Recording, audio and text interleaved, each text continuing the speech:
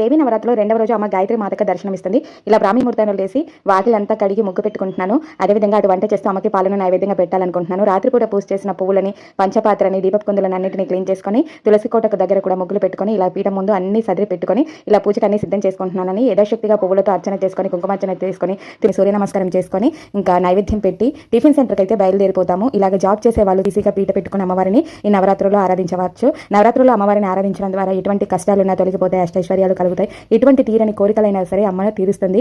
ఈ నవరాత్రుల్లో అమ్మవారిని 9 రోజులు 9 అవతారాలలో ద్వారా సకల శుభాలు కలుగుతాయి. ఇలాగ సాయంకాలం వచ్చి మళ్ళీ పీట ముందు పువ్వులన్నీ తీసి యథాశక్తిగా పూజ అయితే చేసుకుంటున్నాను.